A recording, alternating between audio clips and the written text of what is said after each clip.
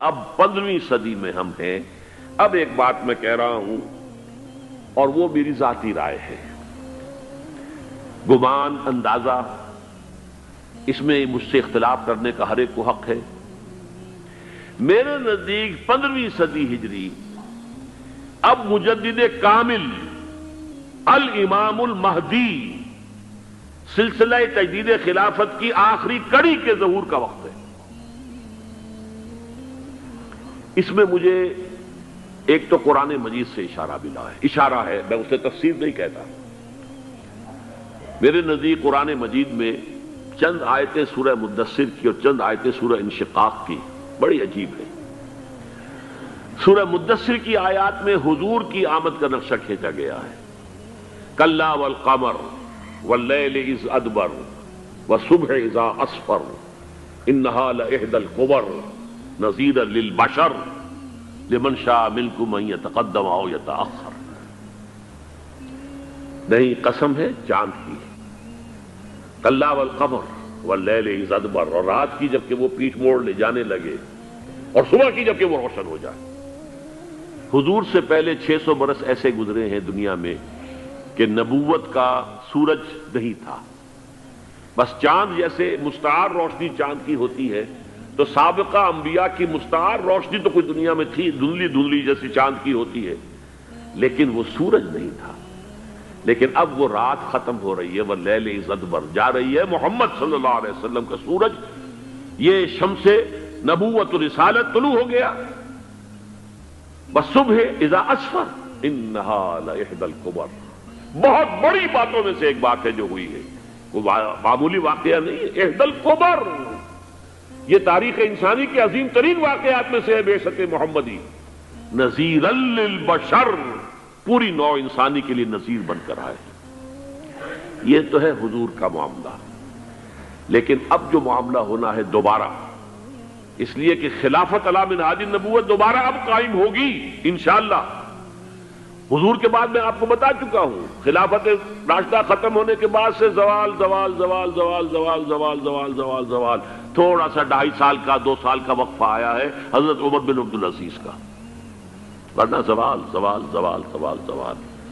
اگرچہ اس زوال کو 1000 سال لگے ہیں، یہ عمارت جو محمد نے بنائی تھی ایک دن میں نہیں گر گئی صلی اللہ علیہ وسلم، کھنڈر بتا رہے ہیں عمارت عظیم تھی، 1000 سال کے بعد پھر یورپ کے سیلاب نے آ کر اس کو گرایا ہے اور ختم کیا ہے، ورنہ 1000 سال تک سطوت و شوکت کے ساتھ امت مسلمہ تو موجود رہی ہے، چاہے اسلام جو ہے وہ حکومت کی سطح پر موجود نہیں تھا۔ بہرحال اب جو اس کا دور آیا ہے دوبارہ خلافت علی منہاج النبوہ کا دور، اس کا نقشہ سورہ انشقاق میں کھینچا گیا ہے۔ فلا اقسم بالشفق، اب دیکھیے سورج غروب ہو گیا، حضور کی بعثت کے وقت وہ سورج رسالت طلوع ہوا تھا، اب وہ سورج غروب ہو چکا ہے۔ سورج کے غروب ہونے کے بعد صرف روشنی رہ جاتی ہے شفق کی، سرخ سی، بس وہی باقی رہ گئی، اور باقی کیا رہ گیا؟ بدا الاسلام غریبا ویسعود کما بدا فطوبی للغرباء، فلا اقسم بالشفق واللیل وما وسق، رات کی سی تاریکی ہے اور جو کچھ اس نے اپنے اندر جمع کر لیا ہے، والقمر اذا اتسق، اور قسم ہے چاند کی جبکہ وہ بھر جائے، پورا بھرتا ہے کتنے دنوں میں؟ 14 دن میں۔ اور 14 صدیوں کے بعد اب پہلی صدی کا جس نے کہ تجدید کامل کی عمر بن عبدالعزیز، 14 صدیوں کے بعد اب 15ویں صدی میں الامام المہدی کے ظہور کا وقت قریب ہے۔ اب جو کچھ مجھے حضرت امام المہدی کے بارے میں کہنا ہے، دوبارہ اپنی بات دہرا رہا ہوں، یہ میرا ذاتی گمان ہے، اختلاف کیا جا سکتا ہے۔ میرا گمان یہ ہے کہ یہ اب جو مجدد آئیں گے وہ حضرت مہدی ہوں گے۔ پہلی بات تو یہ جان لیجئے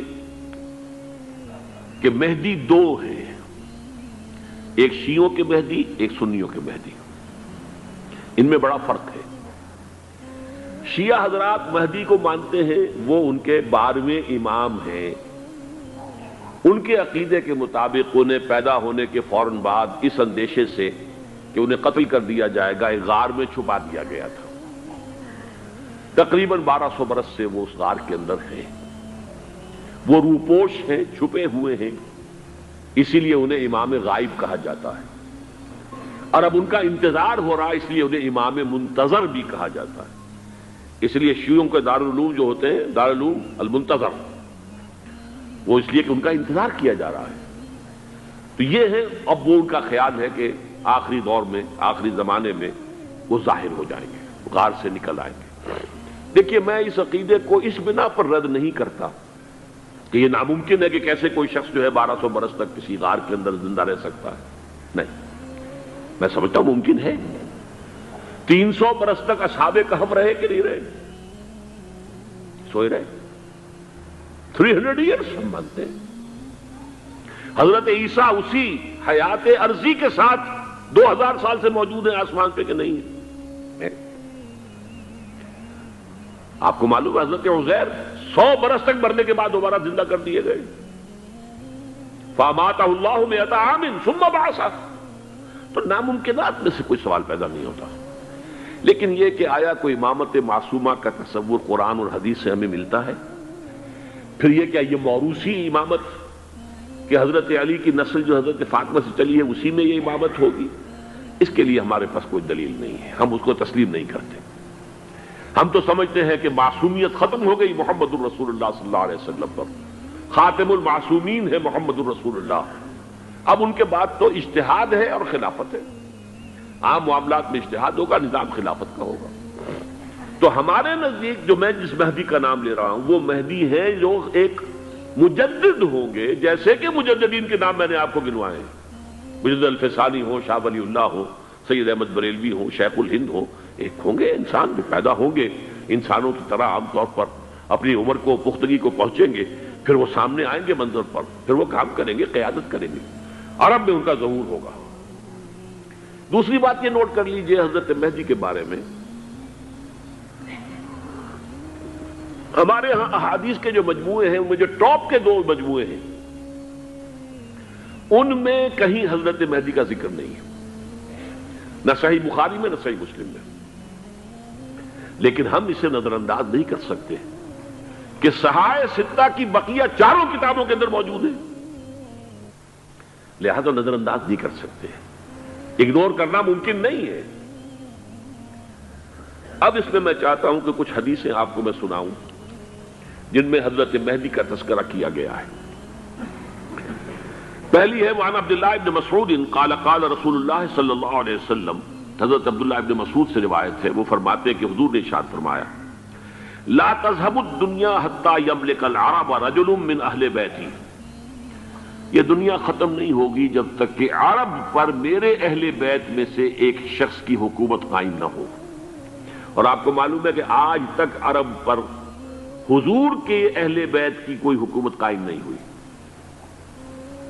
اور جب قائم ہوئی بھی تھی حضرت علی کو اگر شمار کیا جائے، اس لیے کہ حضور نے وہ جو مشہور واقعہ ہے کہ ایک چادر میں لے لیا تھا حضرت علی کو اور حضرت فاطمہ اور حضرات حسنین کو، اللہم ہؤلاء اہل بیتی، اے اللہ یہ بھی میرے اہل بیت ہیں۔ تو حضرت علی کی بھی حکومت منعقد نہیں ہوئی، پورے عالم اسلام پر ان کی حکومت نہیں تھی، اس لیے کہ شام اور مصر دونوں صوبے جو ہیں انہوں نے ان کی اطاعت قبول نہیں کی تھی۔ اس حوالے سے یہ معاملہ ابھی ہونا ہے۔ لا تذهب الدنيا حتى يملك العرب رجل من اہل بیتی یواطئ اسمہ اسمی، اس کا نام وہی ہوگا جو میرا نام ہے، یعنی محمد صلی اللہ علیہ وسلم، اور ان کا نام بھی، مہدی کا نام بھی محمد ہو، مہدی تو ان کا لقب ہے۔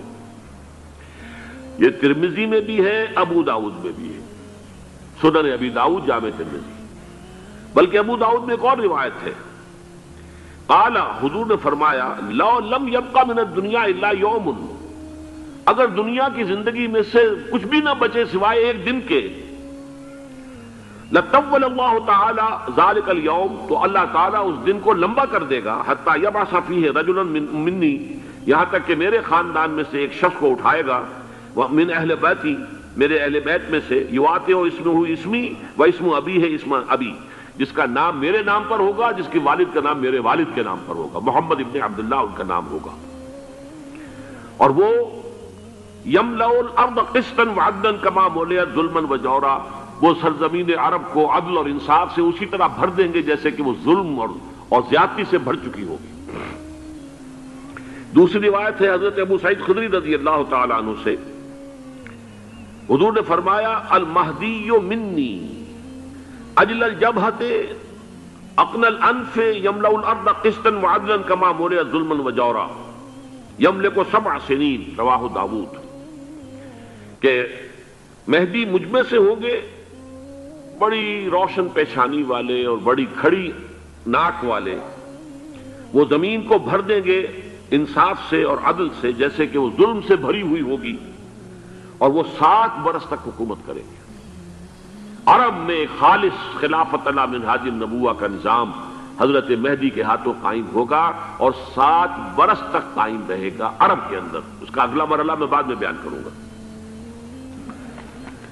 تیسری روایت، اور اس کو میں اس لیے خاص طور پہ سنا رہا ہوں کہ اس میں وہی الفاظ آئے ہیں جو میں نے ابتدا میں حدیث آپ کو سنائی تھی، اس کے الفاظ ہیں۔ عن ابی سعید قال ذکر رسول اللہ صلی اللہ علیہ وسلم بلاء یصیب هذه الامہ حتی لا یجد الرجل ملجا یلجا الیہ من الظلم۔ حضور نے ذکر فرمایا کہ ایک دور ایسا آئے گا انتہائی ابتلاء اور آزمائش اور مصائب کا کہ کسی شخص کو کوئی سر چھپانے کی جگہ نہیں ملے گی اس ظلم سے اپنے آپ کو بچانے کے لیے۔ فَيَبْعَثُ اللَّهُ رَجُلًا مِّنْ عِتْرَتِي وَأَهْلِ بَيْتِي، تو پھر اللہ میرے خاندان میں سے، میرے اہل بیت میں سے اٹھائے گا ایک شخص کو، فَيَمْلَأُ بِهِ الْأَرْضَ قِسْطًا وَعَدْلًا، اور اس کے ذریعے سے اللہ تعالیٰ زمین کو عدل و قسط سے بھر دے گا۔ يَرْضَى عَنْهُ سَاكِنُ السَّمَاءِ، یہ وہی الفاظ آ گئے اب، اس سے پھر راضی ہو جائیں گے آسمانوں میں رہنے والے بھی، وَسَاكِنُ الْأَرْضِ، اور زمین میں رہنے والے بھی۔ لا تدع السماء من قطرها شيئا الا ثبته، آسمان اپنا ایک قطرہ بھی نہیں روکے گا مگر یہ کہ اس کو زمین کے اوپر نثار کر دے گا، بارش کی شکل میں گرا دے گا۔ ولا تدع الارض من نباتها شيئا الا اخرجته، اور زمین اپنی پیداوار میں سے کوئی شے نہیں چھپائے گی، نہیں روکے گی مگر اس کو ظاہر کر دے گی۔ چوتھی حدیث جو ہے وہ حضرت ام سلمہ سے رضی اللہ تعالی عنہ قال سمعت رسول اللہ صلی اللہ علیہ وسلم یقول المہدی من عترتی من اولاد فاطمہ، رواہ ابو داؤد، یہ بھی سنن ابو داؤد کی روایت ہے۔ حضور نے فرمایا مہدی میرے خاندان سے، میرے اہل بیت سے ہوں گے، یعنی اولاد فاطمہ میں سے، اور تفسیر اس کی آتی ہے کہ حضرت حسن کی اولاد میں سے ہوں گے۔ پانچویں حدیث میں آپ کو سنا رہا ہوں، اور اس میں ایک عجیب مشابہت آپ کے سامنے آئے گی حضرت عمر بن عبدالعزیز کے ساتھ، یہ اول اور آخری کڑی کے درمیان مشابہت۔ عن علی رضی اللہ تعالی عنہ، یہ حدیث جو ہے مسند احمد ابن حنبل میں بھی ہے اور سنن ابن ماجہ میں بھی ہے۔ قال قال رسول اللہ صلی اللہ علیہ وسلم المہدی منا اہل البیت یصلحہ اللہ فی لیلۃ، مہدی ہم میں سے ہوں گے، ہمارے اہل بیت میں سے، اور اللہ ایک ہی رات میں ان کی اصلاح کر دے گا۔ یعنی وہ پہلے سے کوئی زیادہ روحانی یا دینی کوئی اس طرح کی شخصیت نہیں ہوں گے، لیکن ایک ہی رات میں اللہ تعالیٰ ان کی سیرت و کردار کے اندر انقلاب عظیم برپا کر دے گا۔ جیسے کہ میں نے عرض کیا تھا آپ سے کہ عمر بن عبدالعزیز کی زندگی میں انقلاب عظیم آیا ہے، خلافت کا بوجھ پڑتے ہی کہاں وہ خوش باش اور خوش لباس اور خوش خوراک، وہ شہزادہ ٹھاٹ باٹ والا، جاگیر والا، گورنر کا بیٹا اور خود گورنر، اور کہاں یہ کہ اس کی وہ درویشی جو میرے نزدیک واللہ عالم، ڈرتے ڈرتے کہہ رہا ہوں، میرے نزدیک وہ حضرت ابو بکر، حضرت عمر اور حضرت علی کی درویشی کو بھی مات دے گئی۔ لیکن کنٹراسٹ بہت شدید ہے، وہاں جو بھی کچھ تھا وہ تدریجاً آیا تھا، ہوتے ہوتے ہوتے ایک انتہا، اور یہاں سڈن آیا۔ چھٹی حدیث، عن انس سمعت رسول اللہ صلی اللہ علیہ وسلم یقول نحن ولد عبد المطلب سعادت اہل الجنہ، ہم عبد المطلب کی جو اولاد ہیں اور نسل ہیں، ہم جنت کے سردار ہیں۔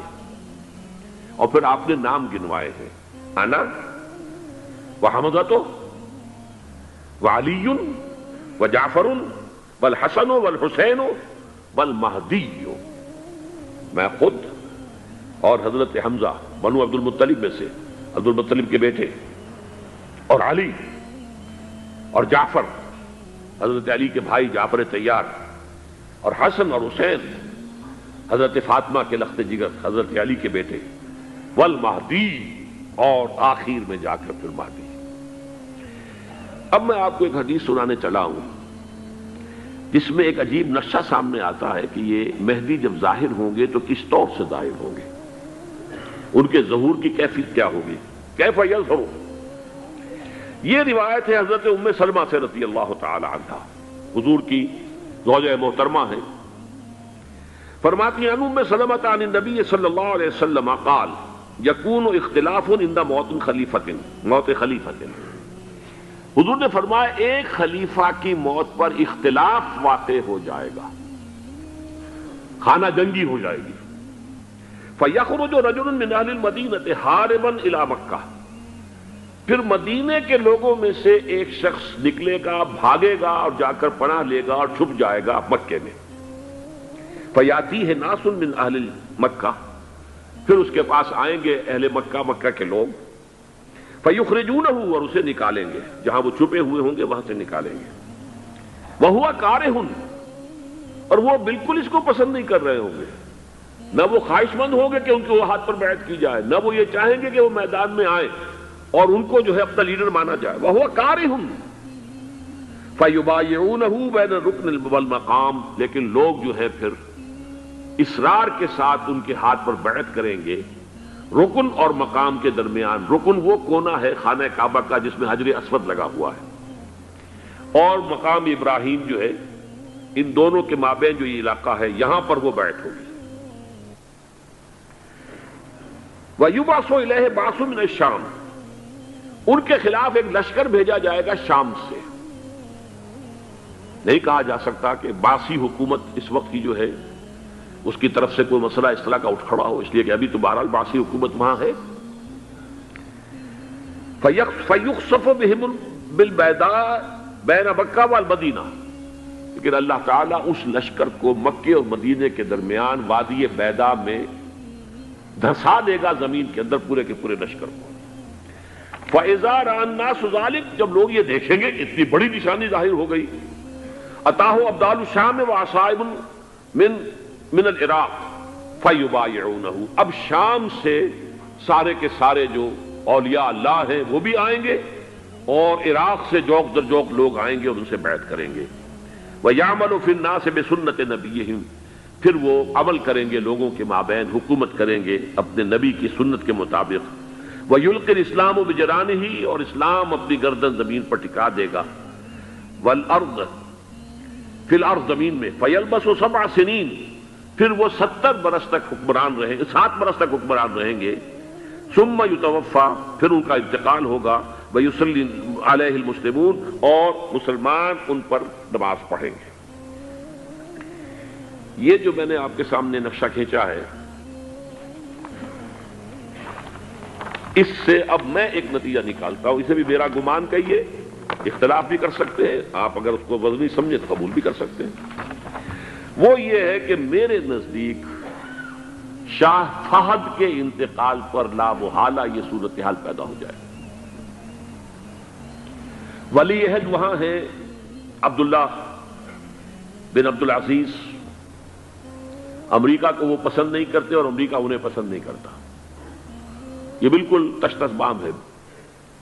امریکہ نے لازماً جس طریقے سے اپنے پنجے گاڑے ہیں سعودی عرب کے اندر، اپنا فوجی اڈا بنایا ہے، تو آسانی کے ساتھ وہاں سے اپنے پنجے ہٹانے کے لیے تیار نہیں۔ ایک حدیث میں آتا ہے قرن الشیطان، نجد سے شیطان کا سینگ برآمد ہوگا، وہ شیطان کا سینگ ہے، جو میزائل وہاں پر لگے ہوئے ہوں گے اس وقت، در حقیقت وہ سارے کے سارے جو ہیں وہ شیطان کے سینگ ہیں۔ بہرحال کوشش وہ کرے گا کہ جیسے کہ اس نے جارڈن میں کیا، کتنے عرصے سے وہاں شاہ حسین کا چھوٹا بھائی حسن جو ہے وہ ولی عہد تھا، عین وقت کے اوپر آ کر، اور پتہ نہیں کیسی کیسی دوائیاں دے کر اسے لے کر آئے ہیں شاہ حسین کو، مرتے ہوئے کو تھوڑی دیر زندہ رکھنے کے لیے، اور وہ تبدیلی کروا کر جو ہے واپس لے گئے ہیں۔ تو یہ معاملہ ہوا ہے، تبدیلی کروا دی، وہاں تو ہو گئی آرام سے، کوئی بات نہیں۔ بحرین میں بھی غالباً ایسا ہی معاملہ ہوا ہے، واللہ عالم، مجھے یاد پڑتا ہے کہ وہ چاہتے ہیں کہ ہمارا پسند کا آدمی آئے۔ اگر سعودی عرب میں یہ کام کیا گیا تو اس کا لازمی نتیجہ خانہ جنگی ہوگا، اس لیے کہ وہاں کی روایت یہ بڑی سخت ہے، بڑی پختہ ہے۔ پھر یہ کہ وہاں جو ہے امیر عبداللہ جو ہے، جو وہاں پر اگرچہ سپہ سالار وہ نہیں ہے، کمانڈر ان چیف وہ نہیں ہے، کمانڈر ان چیف تو کوئی اور ہے، لیکن الحرس الوطنی جو ہے، نیشنل گارڈز، بہت بڑی فورس ہے وہ۔ اصل بیڈوین فورس جو ہے صحرا کے لوگوں کی عرب فورس، وہ در حقیقت الحرس الوطنی ہے، نیشنل گارڈ ہے، اور اس کا کمانڈر ان چیف یہ ہے امیر عبداللہ۔ تو لازماً یہ شکل جو ہے پوری ہو کر رہے گی۔ جیسے ہی یہ معاملہ ہوا شاہ فہد کے انتقال کا، تو یہ اختلاف ہوگا، خانہ جنگی ہوگی، پھر کوئی اللہ کا بندہ جو ہوگا۔ میرے نزدیک، میں آج سے کچھ 6-7 سال پہلے سالانہ اجتماع تھا تنظیم اسلامی کا راولپنڈی میں، میں نے اس وقت وہاں کہا تھا، اس سے ذرا اخبارات میں بھی کچھ وہ کنٹروورسی آئی تھی کہ میرے نزدیک امام مہدی پیدا ہو چکے ہیں، ان کے ظہور کا وقت قریب ہے۔ اور اس کی تھوڑی سی بات میں مجھے معلوم ہوا کہ جین ڈکسن غالباً نام ہے امریکن اس کا، جس نے یہ پیشن کوئی خبر دی تھی کہ 1962 میں عالم عرب میں ایک بچہ پیدا ہوا ہے کہ جو وہاں کا نقشہ بدل کر رکھ دے گا۔ یہ جین ڈکسن کی غالباً پیشن گوئی ہے۔ بہرحال مجھے اس کی پیشن گوئی سے کوئی دلچسپی نہیں ہے، میں تو جو احوال دیکھ رہا ہوں، یعنی اسرائیل کا قائم ہو جانا، اور اس کے بعد اب یروشلم کا مسلمانوں کے ہاتھوں سے نکل جانا، اور اب گویا کہ وہ الملحمۃ العظمیٰ جو ہے تلی کھڑی ہے، کسی بھی وقت جو ہے یہ جو ہے وہ لاوا پھٹ سکتا ہے، آتش فشاں پھٹ سکتا ہے۔ تو یہ تمام حالات ایسے ہیں کہ جن کی وجہ سے میں سمجھتا ہوں کہ ایک تو جو قرآن مجید کے اشارات میں نے آپ کو بتائے، 14 صدیاں 14 دن میں چاند کا پورا ہونا، والقمر اذا اتسق، 14 دن میں 14ویں کا چاند۔ اسی طرح اب یہ 14 صدیوں کے بعد یہ صدی جو 15ویں صدی ہے، یہ در حقیقت ظہور امام مہدی کی صدی ہے۔ لیکن یہ کہ امام مہدی کی حکومت قائم کرنے کے لیے کون لوگ آئیں گے؟ عرب جو ہیں وہ اندر سے کھوکھلے ہو چکے ہیں، عیاشی نے، دولت نے، پیسے نے، دولت، پیسہ، عیاشی، اس کی وجہ سے کھوکھلے ہو چکے ہیں۔ یہاں میں آپ کو 2 حدیثیں سنانا چاہتا ہوں۔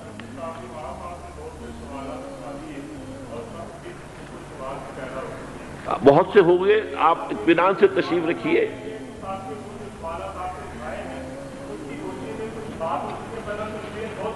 بہت ہوگی، بات ہوگی، آپ اس طرح صبر سے سن لیجئے۔ میں اب تقریباً اپنی گفتگو کے اختتام تک پہنچ رہا ہوں۔ سنن ابن ماجہ کی روایت ہے حضرت ابو ہریرہ سے رضی اللہ تعالی عنہ، قال قال رسول اللہ صلی اللہ علیہ وسلم اذا وقعت الملاحم بعث اللہ بعثا من الموالی هم اکرم العرب فرسا واجودہ سلاحا یوید اللہ بہم الدین، رواہ ابن ماجہ عن ابی ہریرہ رضی اللہ تعالی عنہ۔ جب ملاحم کا دور شروع ہوگا تو اللہ تعالیٰ اٹھائے گا ایک لشکر یا لشکروں پر لشکر موالی میں سے۔ موالی کون ہے؟ عربوں نے جب فتح کیا تھا اس پورے علاقے کو خلافت راشدہ کے دوران، اور پھر وہ لوگ جو ہے، ایک رائے تو یہ تھی کہ انہیں غلام بنایا جائے سارے آبادیوں کو، لیکن یہ کہ حضرت عمر کا اجتہاد تھا اس کے مطابق کہ ان کو غلام نہیں بنایا گیا، تو وہ موالی کی حیثیت رکھتے ہیں۔ عربوں میں دم نہیں ہے، موالی میں سے لشکر اٹھیں گے کہ جو در حقیقت حضرت مہدی کی حکومت کو قائم کریں گے۔ دوسری حدیث سنیے، عن عبداللہ ابن الحارث رضی اللہ تعالی عنہ، اور یہ ابن ماجہ کی روایت ہے، قال قال رسول اللہ صلی اللہ علیہ وسلم یخرج ناس من المشرق فیوطئون للمہدی یعنی سلطانی، لشکر نکلیں گے، لوگ آئیں گے مشرق سے، اور وہ حضرت مہدی کی حکومت کو جمائیں گے اور قائم کریں گے۔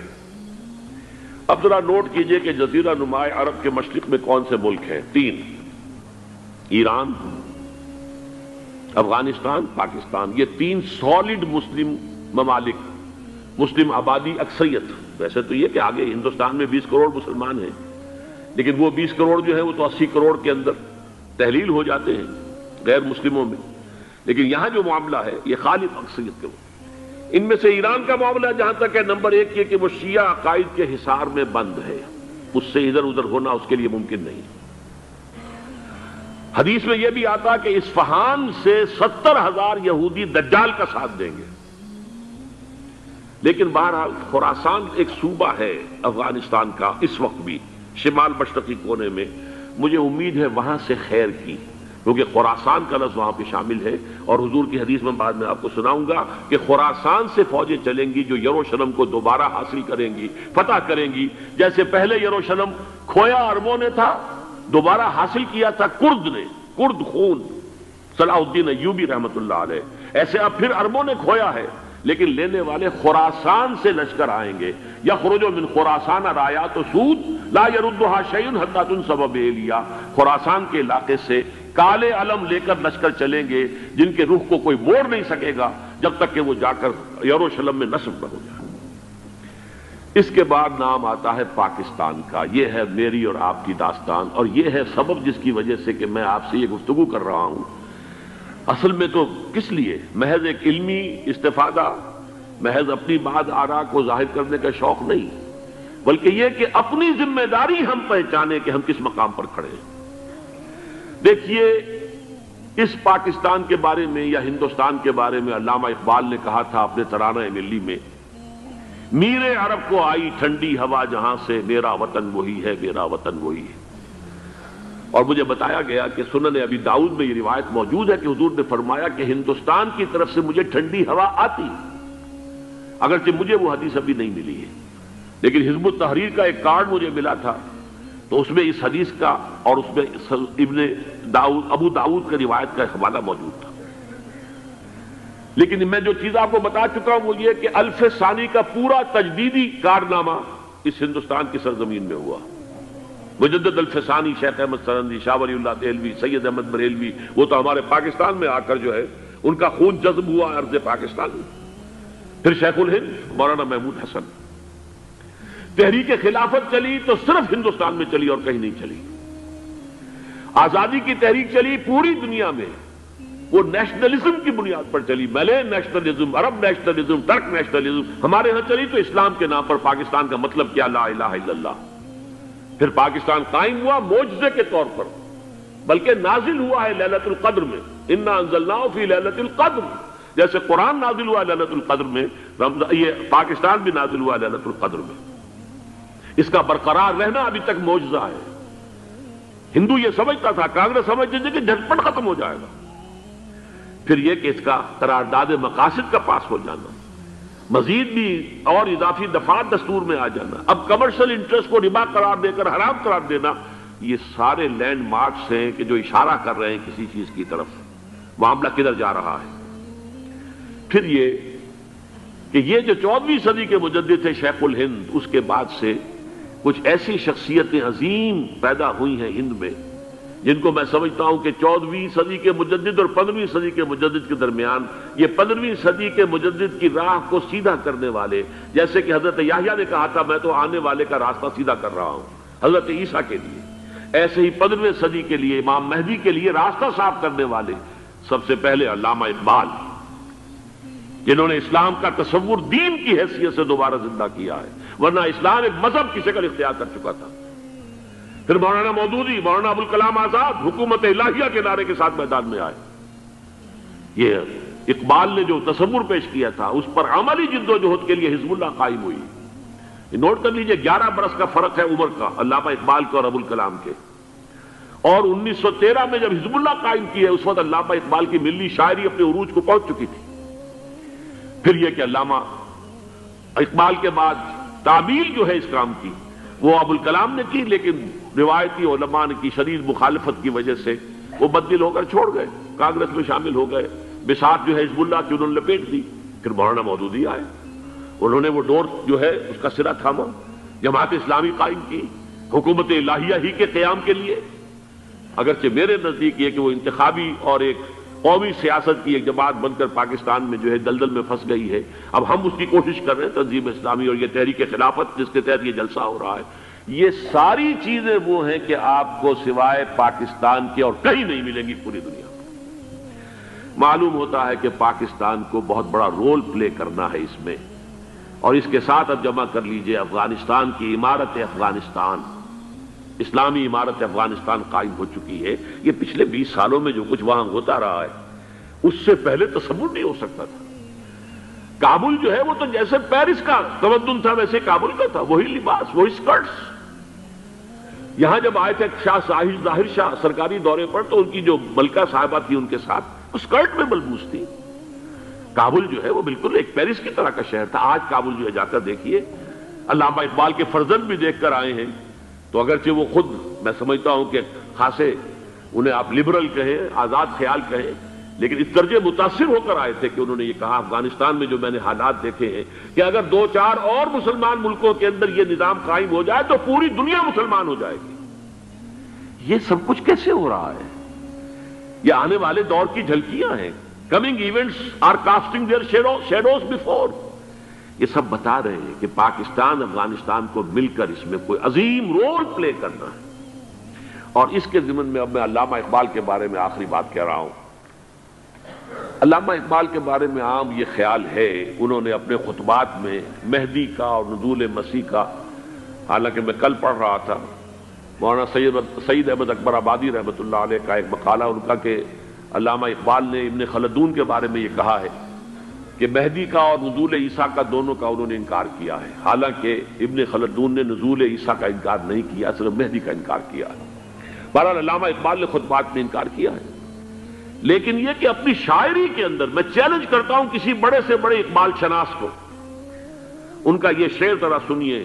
خضر وقت از خلوت دشت حجاز آید بروں، کارواں زی وادی دور و دراز آید بروں۔ خضر وقت، امام وقت، رہنمائے وقت، قائد وقت، خلوت دشت حجاز کی صحرا کی کسی خلوت گزینی سے نکل کر باہر آئیں گے۔ میں حیران ہوتا ہوں علامہ کے اس فکر پر اور اس مصرے پر۔ یہاں انہوں نے شیعہ اور سنی دونوں کے کانسیپٹ جمع کر دیے۔ شیعہ کا کانسیپٹ یہ چھپے ہوئے کسی غار میں وہاں سے برآمد ہوں گے، اور ہمارا کانسیپٹ میں ام سلمہ رضی اللہ تعالیٰ عنہ کی حدیث سنا چکا، چھپے ہوئے ہوں گے وہ وہاں پر، مدینے سے نکل کر آ کر مکے میں چھپ جائیں گے۔ اس خانہ جنگی کی حالت میں لوگ ان کی طرف دیکھ رہے ہوں گے، سوچتے ہوں گے انہیں میدان میں آنا چاہیے، کوئی پارٹ پلے کرنا چاہیے، امت کی رہنمائی کرنی چاہیے، لیکن وہ چھپیں گے، وہ کارے ہوں گے، وہ اس ذمہ داری کو قبول نہیں کرنا چاہیں گے، جا کے چھپ جائیں گے مکے میں، وہاں سے مکے والے انہیں نکالیں گے، اور وہ کارے ہوں گے، انہیں بالکل یہ پسند نہیں ہوگا کہ یہ ذمہ داری اٹھائیں۔ تو خضر وقت از خلوت دشت حجاز آیت بروں، کارواں زی وادی دور و دراز آیت بروں۔ کارواں جو چلے گا ان کی مدد کے لیے اس وادی دور و دراز، اس عظیم وادی دور و دراز، یہ وادی سندھ ہے۔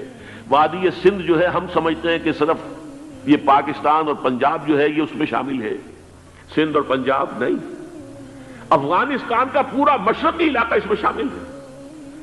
جیسے دریائے جیلم سندھ میں جا رہا ہے، جیسے دریائے گلگت سندھ میں آ کر ملتا ہے، جیسے دریائے چناب اور راوی اور جیلم اور یہ سب جا رہے ہیں اور آ رہے ہیں، اسی طرح دریائے کابل کہاں سے آ رہا ہے، دریائے گومل کہاں سے آ رہا ہے، ٹوچی کہاں سے آ رہا ہے، یہ سارا جو ہے ڈرین جو ہو رہا ہے، ایسٹرن جو ہے پارٹ آف افغانستان، یہ سب وادی ہے۔ اس وادی کے یہ دو حصے ہیں، ایک حصہ جو ہے یہ ادھر پاکستان میں ہے، اور اسی وادی کا دوسرا حصہ جو ہے وہ افغانستان میں ہے۔ کارواں زی وادی دور و دراز آیت بروں، کارواں چلے گا یہاں سے، یخرج الناس من المشرق یؤتون للمہدی، یعنی سلطان ہی مشرق سے فوجیں چلیں گی کہ جو مہدی کی حکومت قائم کریں گی، اور یخرج من خراسان رایات و سود، اور خراسان سے سیاہ پرچم چلیں گے کہ جن کا رخ کوئی موڑ نہیں سکے گا، حتیٰ تنصب بیلیا، یہاں تک کہ وہ جا کر یروشلم کے اندر نصب ہو جائیں گے۔ حضرات، میں ایک میری گفتگو کا حصہ باقی تھا لیکن میں اسے چھوڑ رہا ہوں، اس لیے کہ گلوبلائزیشن جو اس کی ہوگی، جو خلافت علی منہاج النبوہ کی تجرید کامل حضرت مہدی کے ہاتھوں عرب میں ہوگی، اس سے پہلے اس کے لیے محنت، کوشش، جد و جہد پاکستان اور افغانستان میں ہو چکی ہوگی جو اسے سپورٹ کرے گی اور وہاں جا کر حکومت قائم کرے گی۔ اس کے بعد گلوبلائزیشن کا جو مرحلہ اس کا ہے وہ حضرت مہدی کے ہاتھوں نہیں ہے، وہ حضرت عیسیٰ ابن مریم ان کے نزول کے بعد ہے، جن کے نزول کے بعد دجال کا خاتمہ ہوگا اور یہودیوں کا استحصال ہوگا، مسلمانوں پر بھی بڑی تکالیف عربوں پر آئیں گی، شدائد آئیں گے، لیکن یہ وہ میں حصہ جو اپنی گفتگو کا آج چھوڑ رہا ہوں اس لیے کہ میں دیکھ رہا ہوں کہ بعض حضرات کا صبر کا پیمانہ اب لبریز ہو رہا ہے، تو میں اس حصے کو پھر ملتوی رکھتا ہوں کسی دوسری محفل اور کسی دوسری مجلس اور نشست پر۔